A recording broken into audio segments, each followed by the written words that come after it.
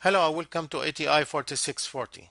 After addressing product strategies, identifying the process required to build the product according to certain specifications and with a certain quality, identifying the location of the facility that will host all this equipment. Now it's the time to look at the layout design for that facility. A design that will increase efficiency of the moving of material and information within that layout. In addition, we will address the different types of layout designs. Let's look at some of the innovations at McDonald chain or restaurant chain. And you can see from 1950s they introduced the indoor seatings. In 1970s they introduced the drive-through window. In the 1980s they introduced the adding of the breakfast to the menu. And in the late 80s they added the playrooms or play areas for the restaurant. In the 1990s, they redesigned the kitchens.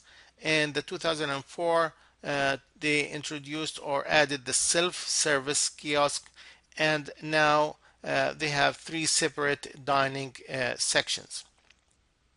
6 out of the 7 innovations are layout decisions that improve the service and increase the profit for McDonald's. The new layout and the service included in all 7 innovations were introduced and changed in all 30,000 outlets around the world. With the 3 separate dining areas, the restaurant layout increased the company's competitive advantage. Those zones were one of the major innovations and successes in fast food chains restaurants. The objective of the layout strategy is to develop an economic, effective, and efficient layout that will meet the firm's competitive requirements. Layout design must consider how to achieve the higher utilization of the space and equipment and people within the facility, how to improve the flow of information, materials, and people, how to improve the employee morale and safer work conditions, how to improve customer and client interaction, and how to add flexibility to that design where it considers any expansions in the future or any changes in the future. There are different types of layout and layout designs that can be considered and are based on the type of service or product provided to the customer. For example, we have the office layout, which is like the physician's office or the lawyer office. The retail layout, like CVS, Walgreens, Publix, Winn-Dixie. The warehouse layouts such as distribution centers, centralized warehouses, or wholesale warehouse. The fixed position layout, where the workers go to the location to provide the service or the work. The process-oriented layout, such as hospitals. The work cell layout based on work cells, and the product-oriented layout. The layout will be based on the product and activities related to that product. In the office layout, you are interested, or we are interested in information and document movement. That's why you would like to position workers, their equipment, and spaces and or offices to provide the smooth flow of information. Most of office layouts are designed as cubicles to accommodate as much employees as possible. For the retail layout, you need shelving that has enough space to display the different products. Usually you will see the related products beside each other on the same shelf to remind customers on what to buy. Sometimes new products will either be provided with information, or like in some retail stores or some wholesale like Sam's or Costco, you will find a tasting stand or try stand where you can try the product before you buy it. In a warehouse layout, although your purpose or what you want is to utilize the space that you have as much as you can, but you still have material or having material on high shelves will increase the complexity of material handling, and at that point you need special equipment to bring that material, such as forklift or electrical ladder or elevator, or other material or other equipment that we will address later on. In a fixed position layout, such as building a house, workers will have to go to the site, and the house layout will be in that fixed place. So the layout is in that position or in a fixed position. In other layouts, we have some facilities that will need the equipment to be arranged in a certain order because of the nature of the production or the service, which has a sequence of processes. So basically, it's more of a process-oriented layout. Sometimes it's called job shop or intermittent production, and deals with low volume, high variety of production. The work cell layout is a special arrangement of machinery and equipment to focus on production of a single product or a group of related products. The product-oriented layout seeks the best personnel and machine utilization in repetitive or continuous production. The table in this slide shows some examples. In this slide and the next slide shows some examples of layout strategies and the objectives associated with each one of them. For example, the office layout objective is to locate workers requiring frequent contact close to one another, such as the layout of all state insurance office. The retail layout objective is to expose customers to high margin items, for example, Publix, Walgreens, CVS, and the way that they lay out their space, and we'll talk about that more. The warehouse objective is to balance low-cost storage with low-cost material handling, for example, Gap's distribution center. And the fixed position cost, and then the job shop or process-oriented shop, and then the product, the work cell or the product families approach or strategy, and then the product-oriented strategy. A good layout will consider material handling equipment, capacity and space requirements, environment and aesthetics, flow of information, and the cost of moving between various work areas. With the office layout, the objective is to group workers, their equipment, and spaces to provide comfort, safety, and movement of information.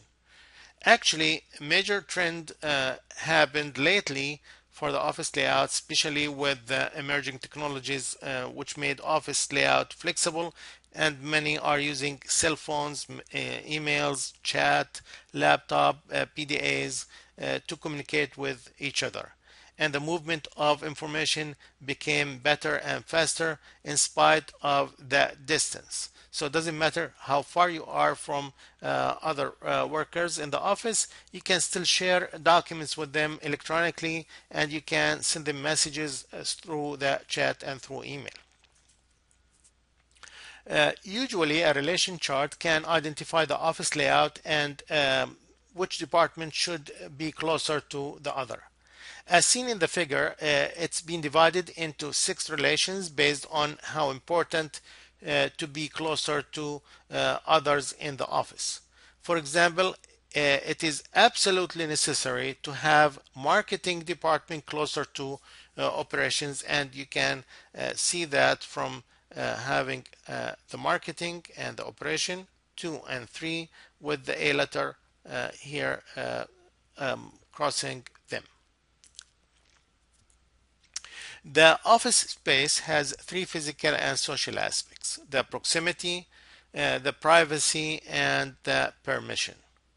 There are two major trends. With email messages, Wi-Fi, and video calling, it increased the flexibility in layout and employee location. Employees don't have to be closer to each other to communicate with each other, which fulfills the dynamic needs for space and services. In a retail layout in the retail layout objective uh, is to maximize profitability per square foot of floor space. Sales and profitability vary directly with the customer exposure.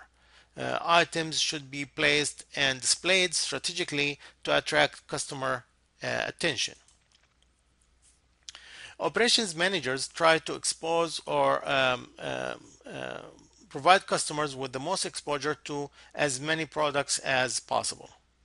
They can change exposure with store arrangement and the location of space to various products within the layout design.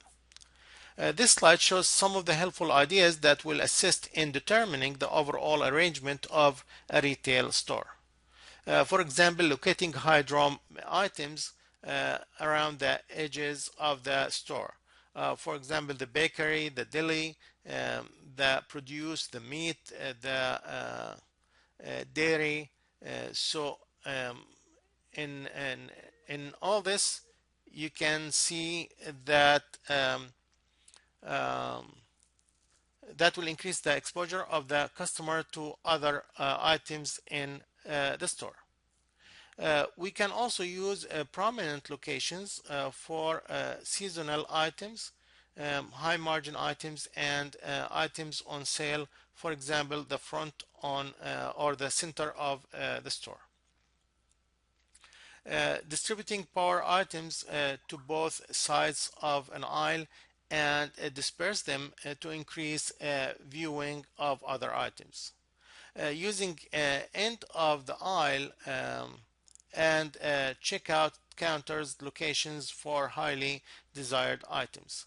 Um, Convey mission of store through careful positioning of a lead of department. For example, if part of the store mission is to provide prepared food, then positioning the deli department up front will show the emphasis on customer convenience oriented store. This figure shows an example of a retail store layout. You can see the implementation of the 5 ideas to attract customers and increase exposure and emphasize on convenience. The retail layout objective is to maximize profitability per square foot of floor space, as we stated before. The space on the shelves can be managed by categorizing and analyzing the most profitable items, then placing them in locations to increase customer exposure. Recently, manufacturers started to pay fees to retailers to get the retailers to display their products on the top shelf or in an area where customers can see them the more or the most. And this is called slotting. The creation of slotting in a retail store came from the limited shelf space and the increasing number of new products. In addition, with the new technology and the ability to track and manage inventory and sales, stores started to identify high demand items and finding better ways to display them. Many small businesses question the ethics of slotting fees, which strangles new products and limit their ability to expand and compete in the market with the existing products and with bigger companies. Although the major goal of a retail store is to maximize profit through product exposure, there are other aspects to consider. The services space for the retail store is like the landscape for a house that has to be planned and has to look nice. In the retail store, we are interested in providing a good lighting, sound, smell, and temperature. The layout should consider customer path planning, aisle characteristics, and product grouping. Um, Managers should also consider signs, symbols, and artifacts which should carry social significance that address the customer soul. In a warehouse and storage layouts, the objective is to optimize trade-offs between handling costs and costs associated with warehouse space. The operations manager is looking to maximize total cube of the warehouse through utilizing its full volume while maintaining low material handling costs. The warehouse layout considers material handling costs. Those costs are identified as all costs associated with the movement of a product, such as incoming transport, storage, funding, and moving material, and outgoing transport. It includes the cost of the resources needed to support these movements, such as equipment, people, and material. In addition, it includes other hidden costs, such as the cost of supervising these movements and any insurance that will be required to cover material handling, and of course depreciation of the material or the equipment. Warehouse layout should minimize damage and spoilage. Warehouse density tends to vary inversely with the number of different items stored in the warehouse. Based on the utilization of the space and the nature of the stored items, the warehouse might need an automated storage and retrieval system to retrieve items efficiently and improve warehouse productivity. And this is what we said before. We can use the elevator, we can use the forklift, but sometimes you need a machine that can reach to the upper shelves, and that should be if the warehouse is huge and with high ceiling, then it has to be like an automated storage and retrieval system. In addition, the dock location for incoming and outgoing goods is a key design element in the warehouse layout. In some cases, there is no need to store items in the warehouse, just moving material directly from receiving to shipping or from inbound to outbound. This type of a warehouse is called cross-docking warehouse. It requires tight scheduling and accurate shipments and the use of barcode or RFID to identify and track shipments. Current technology allows for notifications to be sent to inform customers on the status of their shipment. Random stocking is a type of warehouse or warehousing or storage that requires automatic identification systems and effective information system to track the items within the warehouse. You can click on the link provided to view random stocking example in a parking garage. The system will allow for more efficient use of space through maintaining list of open locations and accurate records, through sequencing items to minimize travel and pick times, through combining picking orders, and through assigning classes of items to particular areas. A warehouse can be placed where items can be customized through value-added activities. Modules and components can be shipped to the warehouse, which will enable low-cost and rapid response strategies such as component assembly, loading software, repairs, and customized labeling and packaging. In a fixed position layout, the product remains in the same place or in fixed place while workers and equipment go goes to that fixed location. So the workers and equipment go to that fixed location.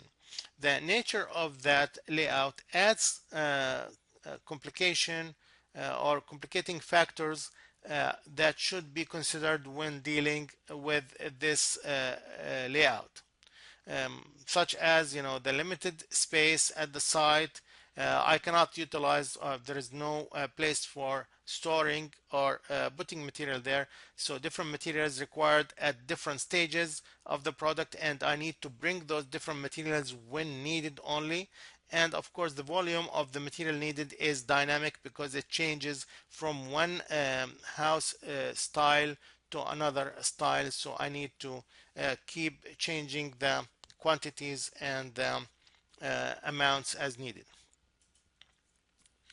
Uh, an alternative approach for the fixed position layout is to complete as much as possible of the project off-site in a product-oriented facility. This can significantly improve efficiency, but is only possible when multiple similar units need to be created and they are the same. So you can click on the completed offsite link in this slide, and you can see the example of those ready houses or ready parts or components of a house that will be used to build a house on site.